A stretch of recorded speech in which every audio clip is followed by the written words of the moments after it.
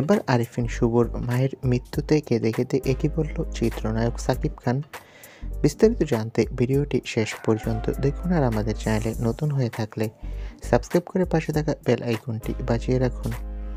2023 সালের আলোচিত biopic Mujib the making of নেশনে জাতির পিতার চরিত্রে অভিনয়ের জন্য ব্যাপকভাবে পরিচিতি টলিউড তারকা আরিফিন শুভর মা খায়রুন-নাহার আর নেই।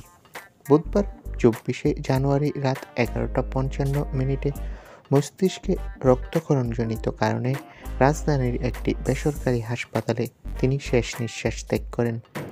তার বয়স হয়েছিল 70 বছর। বিষয়টি নিশ্চিত করেন বাংলাদেশ চলচ্চিত্র শিল্পী সমিতির সাবেক সাধারণ সম্পাদক অভিনেতা জায়েদ খান। গতকাল রাতেই ফেসবুকে তিনি লিখেছিলেন, চিত্রনায়ক আরিফিন শুভর মা বুধবার দিবাগত রাত 11:55 রাজধানীর ন্যাশনাল ইনস্টিটিউট অব নিউরোসায়েন্স ও হাসপাতালে চিকিৎসাধীন অবস্থায় মারা গেছে।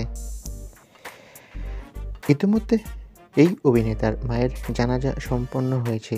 জানাজাতে উপস্থিত হয়েছিল চিত্রনায়ক সাকিব খান। সাকিব খান কেঁদে কেঁদে বলেন, শুভর মা খুবই ভালো মনের একজন মানুষ ছিলেন। উনি আমাকে অনেক স্নেহ করতেন। শুভকে বলতো, সাকিবের মতো তুইও অনেক বড় হিরো হবি। সাকিব খান নাকি সেই সময় বলেছিল, শুভ আমার চেয়েও বড় অভিনেতা হবে। সাকিব খান শুভর মাকে অনেক ভালোবাসত। অভিনেতা বলেন, আমি শুভকে ছোট ভাইয়ের মতো আগলে রাখবো।